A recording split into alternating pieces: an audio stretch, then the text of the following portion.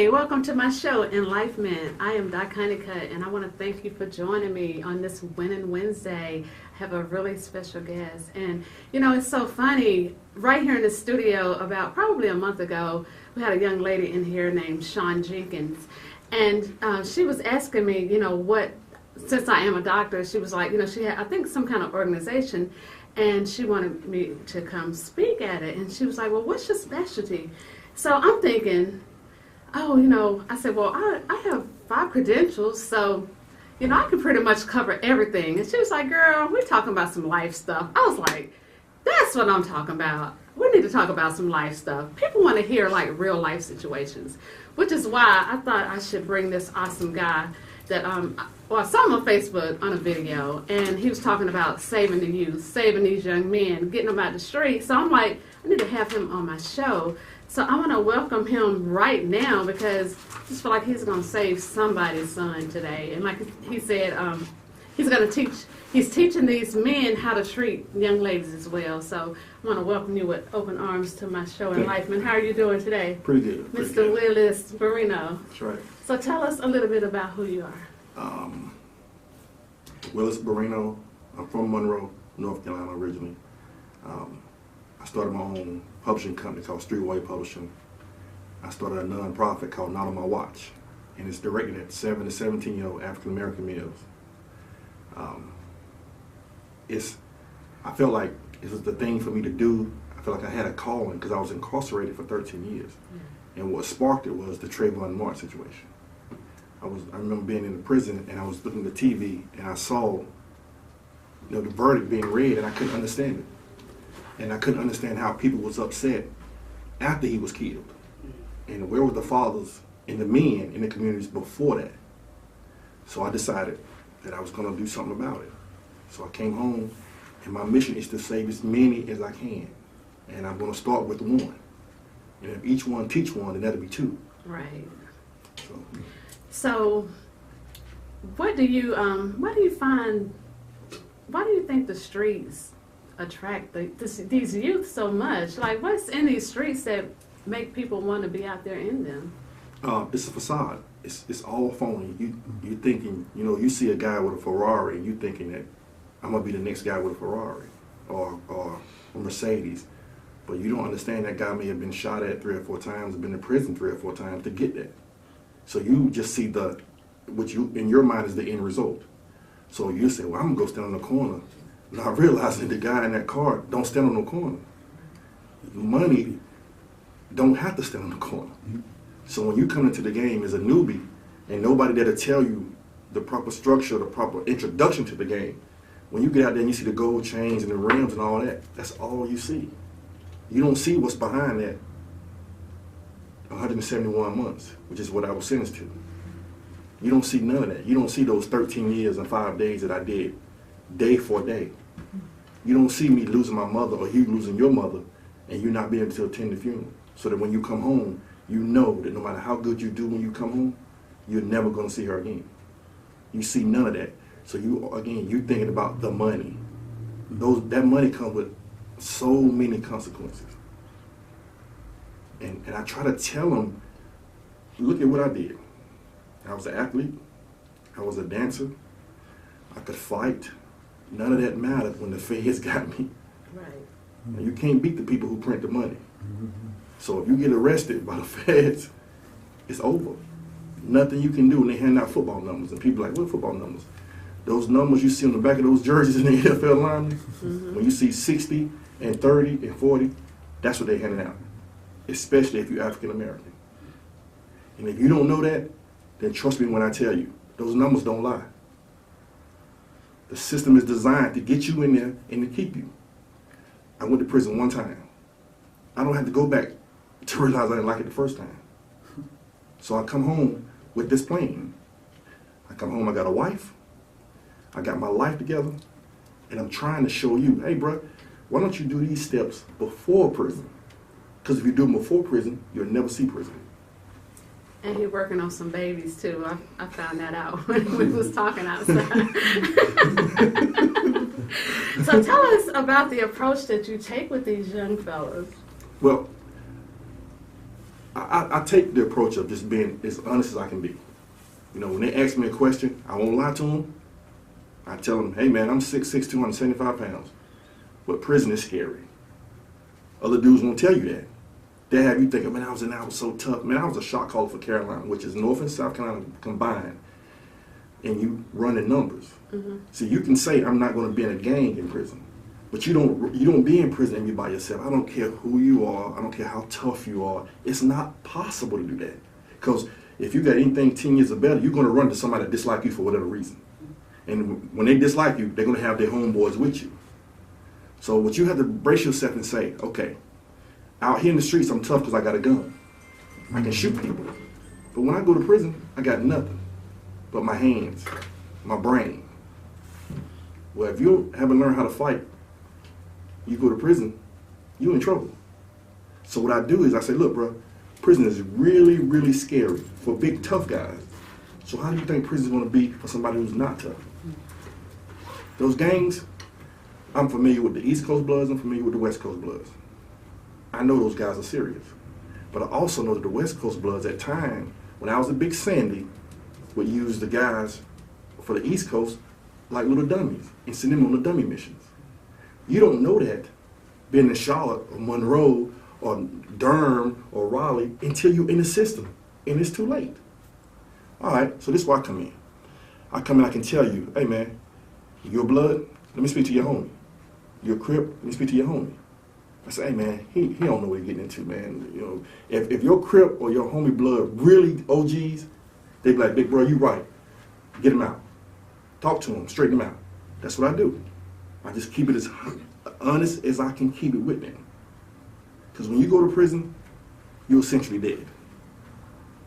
You know, and to make it short, this is what I say. Loneliness is a thing that coats you. It becomes a second skin. It is there when you have visitation. The minute your people leave, it's back. When you take a shower and get out of the shower, it's there. When you eat and alone, it's there. It coats you. You can never shake that loneliness. It is so bad that at times, I've been home for almost 3 years.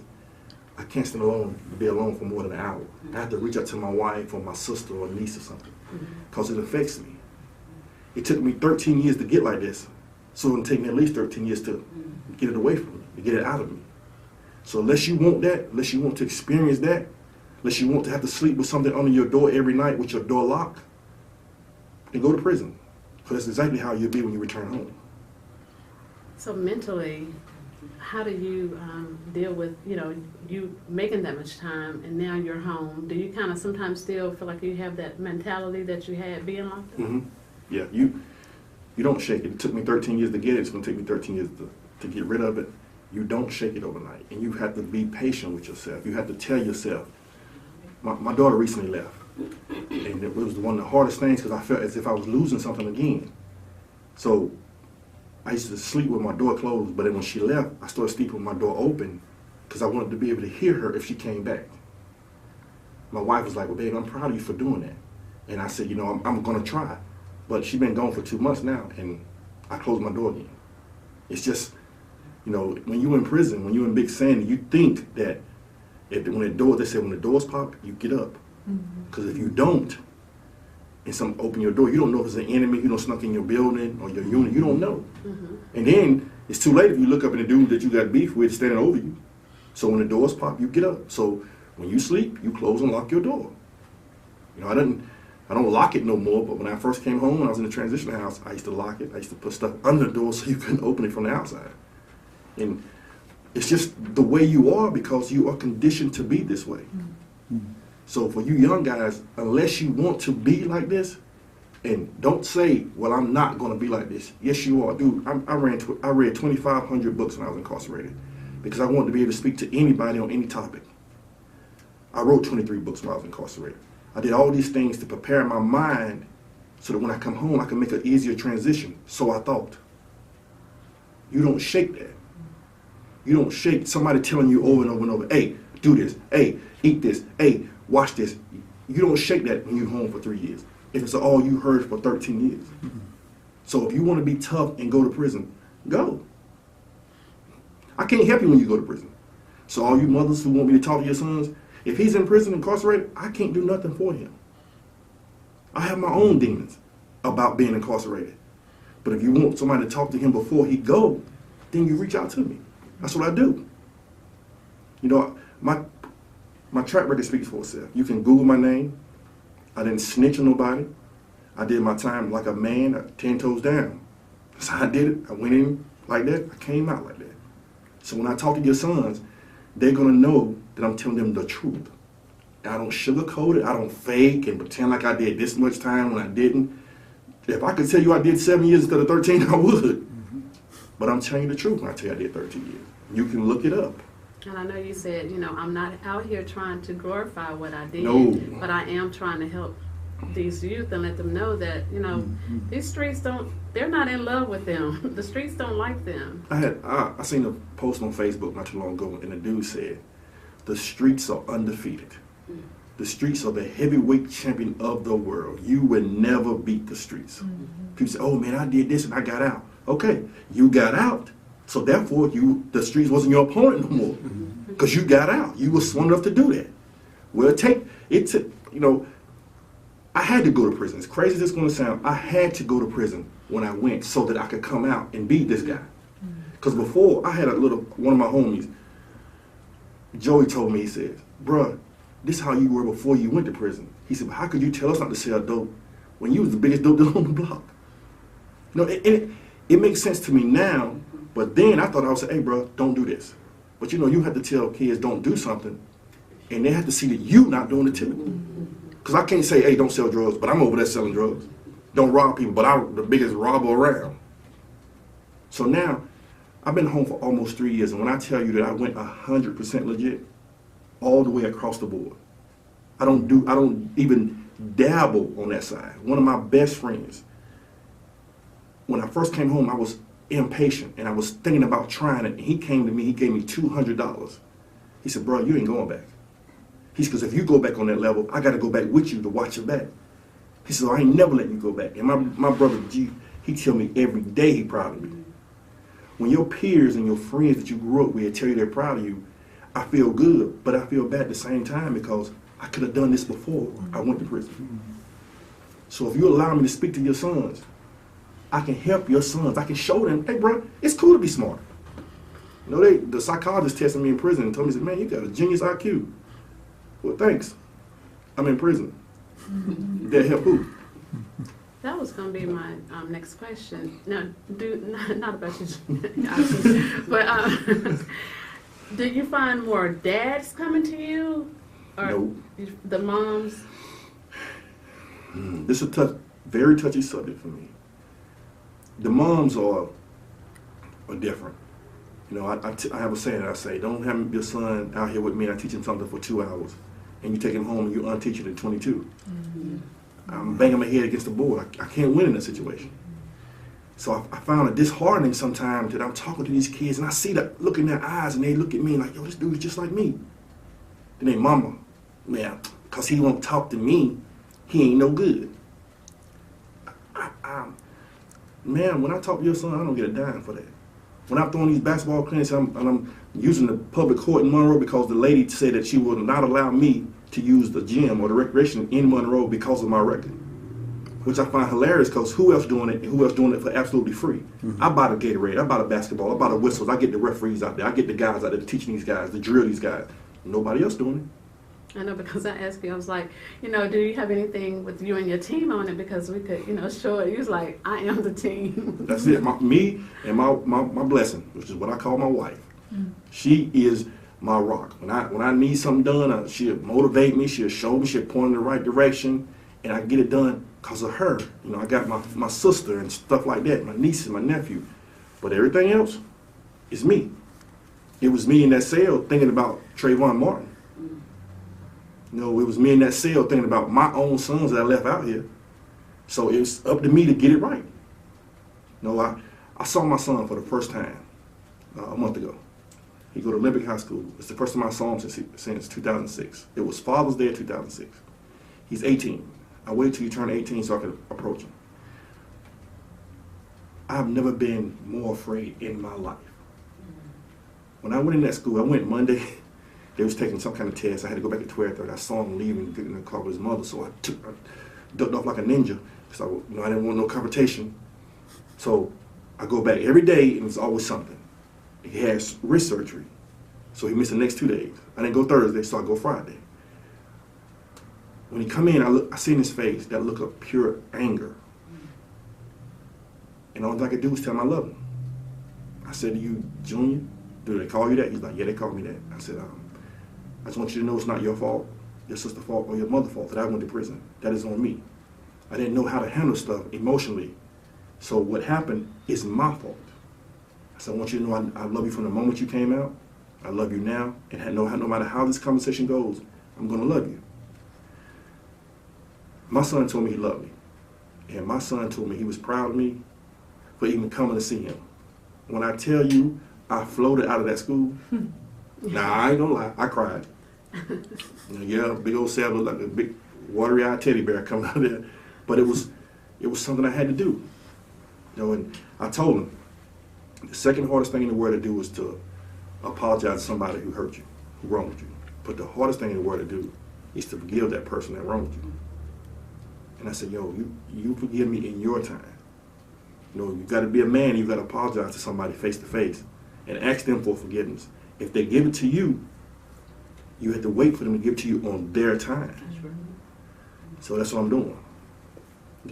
It's days I look at my phone to see if he called, or see if my daughter called, or see if my other daughter, Brandy, called to see if, we can reconcile. I'm open for any conversation. If you wait for me to tell you I'm wrong, I'll tell you I'm wrong immediately because I was wrong. And now I'm trying to use this opportunity because I wanted my kids to be like, you know what? My dad went to prison, but he did something after prison. I don't want prison to be my legacy. Mm-hmm. Again, it goes back to me, if I can just reach one. And if each one teach one, that's two. That's what I'm trying to do. So with this journey that you're on with saving the youth, what do you see yourself taking it 5 years from now? 5 years from now, I'll probably have a book and then turn it into a movie or something. One of my friends, Al, in Atlanta right now, got one of my books going over the script, and he's from Monroe. And we decided that we're going to do a casting call in Monroe. And I'm going to reach out to anybody I know with kids, especially the boys, because I want to show them something different. Everybody won't make it to the NBA. Everybody won't make it to the NFL. But there's doctors, lawyers, there's guys who wrote books, there's, and once a kid has something tangible to hold on to, it changes him. Mm-hmm. So I want to be that thing. I want to be that thing he can hold on to. I want to be that reason he changed and does something different. So you said, will I see myself in the future? I see myself in the future doing everything I can possibly do to make a difference in these young boys' lives. I don't care where I have to go. I don't care where I have to speak at. I don't need no money. I drive a truck every day. That's why I was late, Doc. Because I put my money up. I don't just do like some of these people, run their mouth, don't show up, don't put no money forward. I don't need nobody to help me. I got my wife. We're going to do it together. So whatever I got to do to save your sons, that's what I'm going to do.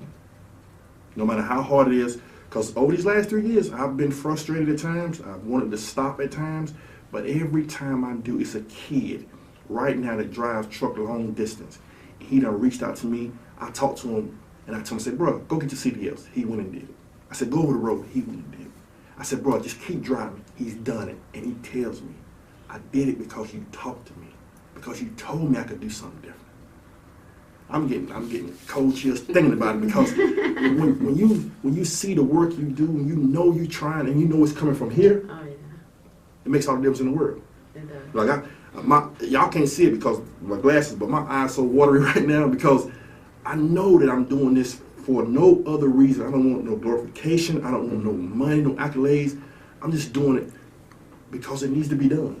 Yes, he didn't call me. I called him, y'all, and he thought I was a fake. So y'all know how I'm about to inbox me. If you're a woman and you inbox me, first thing I'm saying, you know my wife. You ain't tricking me. You posting what you say back all on Facebook or something. No, man, about your sons, about me speaking somewhere, trying to help the people. Don't inbox me. I'm telling you that right now. So speaking of Facebook, what kind of feedback? Because you do tell your story, like the world know you made all these years in prison. What kind of feedback do you get from people? It's amazing. Like, the people let me know that I'm doing it right. I have people that, complete strangers, mothers that tell me I'm a blessing. They say, you came out here and you teaching these boys and you reaching these boys, and girls too, because the girls are worse. Man, that's a whole other, you have to do another interview for that, doc. But the people, when they tell me, bro, like, your story's inspiration, your testimony, like, I speak at churches, I speak anywhere. And when people tell me that, it's almost as if every single time I have thought about giving up, boop, look at my phone, some random person will inbox me. One of my friends, Chris Allen, did that. One of my other friends, Brian White, did that. And my brother Anthony did it. And I'm thinking like, yo, like God's saying to you, hey boy, look, there you go again, getting inside your own head, stop that. Here's somebody let you know you're doing right. Here's somebody else let you know you're doing right. So when God telling you this, and you got a wife that people don't realize is really the boss in my house, when she telling you this, you know you better start listening. And my sister and my nephew graduating next month. And when I tell you a special kid, like this dude here, Josh, Maya too, because if I don't say her name, she's gonna kill me. But he said to his mother, my brother-in-law passed away in March of 2016. And he said to his mother, God took my father home, but he sent me an angel when he let my uncle come home from prison. Even now, that's hard for me to talk about because okay, take your time. You want to affect people in the right way. Right. Because you don't want nobody to go through what you went through. He lost his father the same age I was when I lost mine. And just so I could be there for him, that's what I wanted to do. I've been to Florida. While I'm on federal probation, my PO was so cool. Chris, he told me, he said, bro, he said, you go down there and take care of your family. I did that. You know, I let them know, look, don't give up. Don't quit. I tell him, I said, man, you're beautiful. You don't have to be me. I'm tough enough for both of us. Just be you, Josh. His sister is really tough. So, in me telling him that and me showing him, hey, bro, just be yourself, man. Everything else gonna work itself out. And he wrote a thing for college acceptance, or no, actually for a scholarship thing. And my sister said, call my brother or call my friend. He's like, no, I'm gonna try it myself. What he wrote impressed me so much because he wrote everything himself because he is his own man. And that's all you want for these young boys to realize, hey, you can do it. They need somebody to tell them that they can do it. And once you start telling them, I post sometime, hey, when the last time you go to that black boy and told him you love him, told him he was beautiful, told him that he was strong, that he was powerful. Do it now. And I always get women, I just did it. Do it every day. Because when you do, like, I walk in the room and I got my head up, my chest out. My sister laughs at it like I got a bulletproof vest on. But I walk like that because of my mother. Like, she told me every day that I was handsome, and even my grandmother used to reiterate that. You're the best looking one in the family. So, y'all might not believe it, but I believe it. You know, when a strong black woman tell you what it is, you know, you tend to believe it. So, in that, you tell that boy every day how strong he is. Because when you tell him over and over, he starts to believe it. And when he starts to believe that, he starts to change. Positive affirmations. Yep. Okay, Mr. Willis, so we got about 2 minutes left. So I want you to save some of this youth out here with these 2 minutes. Let us know something. The system is designed for black, Latino, poor whites, that if you get caught in it, you are in it forever. The only way you can stop these youth from getting into that system is through education. It's through mentors. I had this thing that I was only helping black kids at first. And this lady asked me, like, why are you only reaching out to black kids? And I told her, I said, well, ma'am, you must, this is how I look at it. You have to tend to your own garden before you can help your neighbors. But in that, I realized, if my message saved a Spanish kid, a Chinese, white, It's the same thing. I'm going to start at home. Then I'm going to branch out. I am African American. I love business. It wouldn't be nothing else but this. And I want those boys to be the same way. You know, you're going to be short, tall, fat, but when you're black, you are an endangered species in this country. I hate to sound racist, but a white man can shoot a deer and go to prison. They'll take his gun, they'll take his truck if he load a deer in the back of it. But if you shoot a black boy, nothing happens. Trayvon Martin will not be forgotten. I have sons. My worst fear is to think of somebody calling me and telling me that my son was killed and he was innocent. Well, if you don't take the time to tell them boys and show them boys something different, then you should set that alarm on your phone or turn the volume up real loud so you don't miss that call. Tell them something different. Show them something different. Take them to a museum. Take them to see a different movie. Take them to have a different conversation with a lawyer that's the same color as he is. Show him that it's something different besides gangs.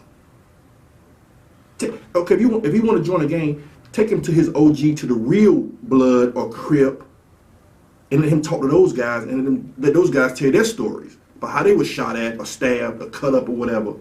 Watch it change his mind. But you can't sit back and watch him go through all this stuff. Now he's in jail. Now you want to help him.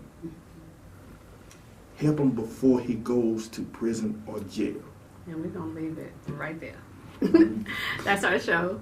We want to thank you for joining me every Wednesday right here on Enlifement, you all, because we are growing. And guess what?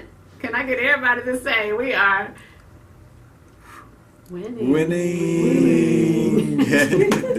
Thank you.